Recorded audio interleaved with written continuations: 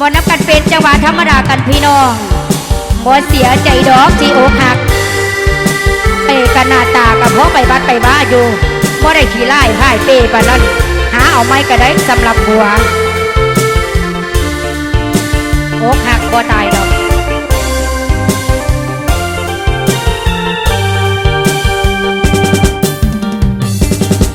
บ่เสียใจที่อกหักสิขอหักอีกลองเบิ่งหัวใจที่ทันขาดเพิ่งเจ็บหลายแต่น้องบ่จื้อหากไผก็ได้ความเจ็บบ่โทษย้อนใจมันดื้อเจ็บแล้วน้องยังบ่จื้อใจดื้อย้อนคนมันยังอกหักมันบ่ตายดอกลบออกจากใจดวงนี้สิ่งของที่น้องเคยมีให้อายเอาคืนไปซะคาลมผู้ชายลวงหลอกที่แฝงไปด้วยมารยาอกหักบ่ตายดอกนาขออย่าเฮ็ดกับคนยืนให้ทางเศษน้ำตากับคำว่าเขาต้องเลิกกันผู้ชายเป็นห้อยเป็นพันสิเลิกกันน้องก็บ่ฝืนเอาหัวใจดวงนี้ถึงคนปีน้องก็ขอคืนอย่าเฮ็ดเด้อกับผู้อื่นหักไว้ให้อายหักแท้บ่เสียใจที่อกหักสิขอหักอีกเทื่อไหมบ่แม่นน้อยคนหลายใจสิหักไปจนพ่อหักแท้น้อยบ่แม่นคนขี้ลายผู้ชายสำอายบ่แค่คำคนเขาเว้าแม่นแท้อกหักบ่ตายดอกนาเอาเกี่ยวกันได้พี่น้องเกี่ยว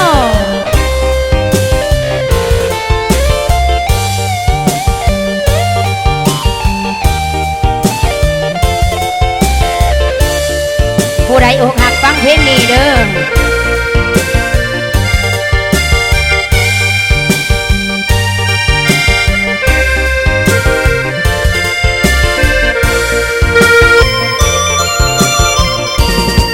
ยืนให้ทางเศษน้ำตากับคำว่าเขาต้องเลิกกันผู้ชายเป็นห้อยเป็นพันอยากเลิกกันน้องก็บ่ฝืนเอาหัวใจดวงนี้ถึงบนปีน้องก็ขอคืนอย่าเฮ็ดเด้อกับผู้อื่นหักไว้ให้อายหักแท้บ่เสียใจที่อกหักสิขอหักอีกเทื่อไหมบ่แม่นน้อยคนหลายใจสิหักไปจนพ่อหักแท้น้อยบ่แม่นคนขี้ลายผู้ชายสำอายบ่แค่คำคนเขาเว้าแม่นแท้อกหักบ่ตายดอกนาคำคนเขาเว้าแม่นแท้อกหักมันบ่ตายดอกเอาเกี่ยวต่อหอดพี่สองเด้อพี่น้องเด้อหักคนแก่พี่น้อง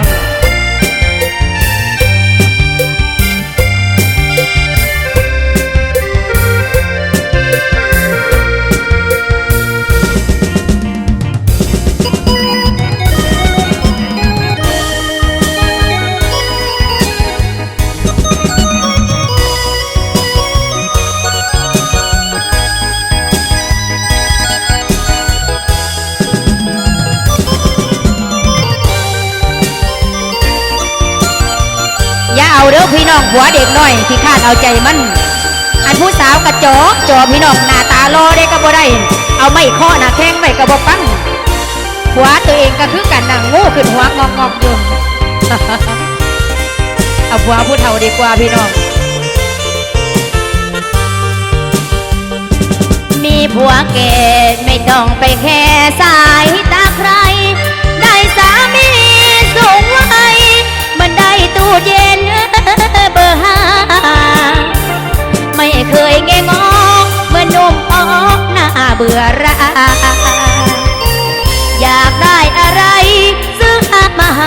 ไม่เจียงราคา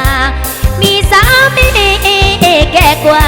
สั่งจุกราเลือกคำลำพันตอนมีผัวเด็กต้องมันคอยเซ็กคอยเอาใจโบราณว่าแล้วไงอย่าคบเด็กไว้สร้างบ้านได้ผัวไว้ทองเหมือนมวยเชิงช่องถึงโชคเที่ยวชาญได้ผัวไม่ออกเหมือนมวยใจสอบหน้าของกระบาลในต้องระแวงสาวทางบ้านเลยหันมารักคนสราหนูได้ผัวเท่ามันมีพ่อเมาคอยประคองไม่นะใส่ทองเอาบาทรูปมองจนประมาณนั่งรถป้ายแดงก็ปิ้งห้างดังวันสุดสัปดาห์เงินทองเหลือใช้จนไปทำบุญเข้าอันเข้าว่าผัวเป็นประธานผ้าป่าหนูเป็นพันยาสวยแก่ซองมีผัวลาพ่อไม่ต้องไปง้อว่าจ้าคนข้ามาผัวข้าต้องมนชดชินน้ำมาซ้อนจนคองได้ผัวผู้เบามีแต่เรื่องราวให้ปวดสมองต้องเอาอย่างหนูรถสนิยมชอบคนไว้ทองหน้าตาแจ่มใสใจพูดพองเหมือนได้ใส่ทองรูปพับเอาเกี่ยวพี่น้องเกี่ยว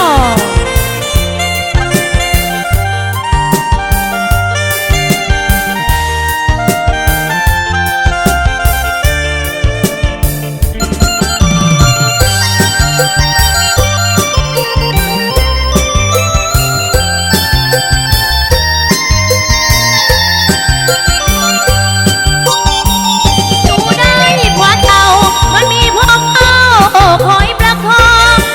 ไม่นายว่าที่ใส่ทองสะบาดรูปมองจนประมาณนั่งรถป้ายแดงออฟปิ้งห้างดังวันสุดสัปดาห์เงินทองเหลือใช้ฉันไปทำบุญเข้าอันเข้าว่าผัวเป็นประธานผ้าป่าหนูเป็นพันยาสวยแก่ซองมีผัวข่าวพ่อไม่ต้องไปง้อว่าจ้าคนข้ามาผัวข้าทองมนชดชินน้ำบัดซ้อนจนคลองได้ผัวผู้เบามีแต่เรื่องราวให้ปวดสมองต้องเอาอย่างหนูรถชานิยมชอบคนไว้ทองหน้าตาแจ่มใสใจพูดพองเหมือนได้ใส่ทองรูปพับ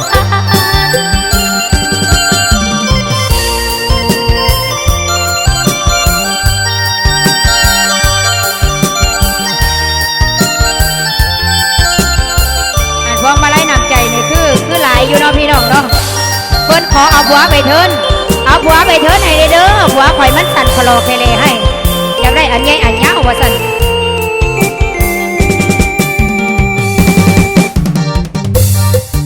เอาจัดไปเอาผัวไปเทินผิดพลาดสักกันใดอภัยหลายพี่น้องเนาะเบิ่งผัวเขาละสูงเงาเข้าดี คือสีดีเอาผัวไปเทินเอาผัวไปเทินเอาผัวไปเทินที่เอาผัวไปเทินเอาผัวไปเทินเอาผัวไปเทินเอาผัวไปเทินที่เอาผัวไปเทิน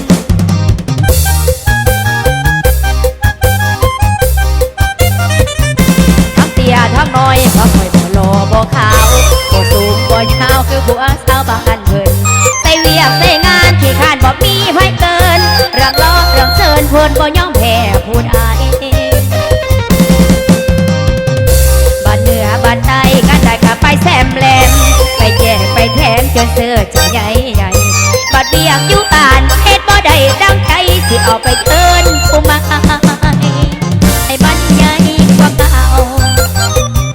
เอาผัวไปเทินเอาผัวไปเทินเอาผัวไปเทินสิเอาผัวไปเทิน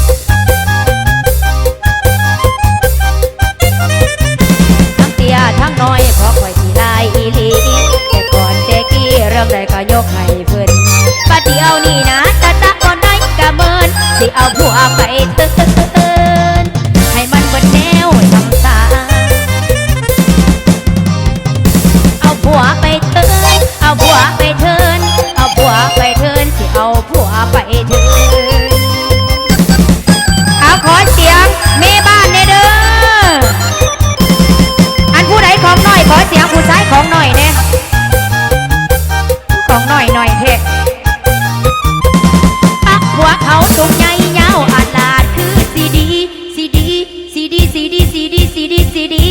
ขนาดหุ่นเราใจผู้สาวที่ไปนั่งฮะพวกข่อยกะห่วงเงาพอยังมอมเราค่ะแล้วหัวไปถึง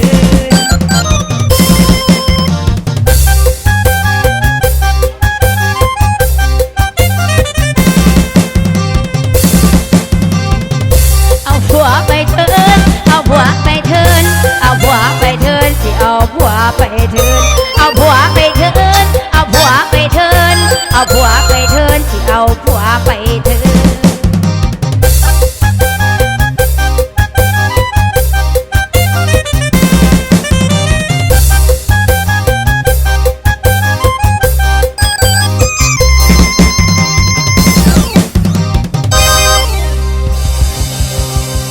มวนบอพี่น้องขันมวนแล้วขอเสียงเน่ขอเงินเน่มิดใจลอยโอ้ยบัดว่าขอเสียงแล้วห้องโฮ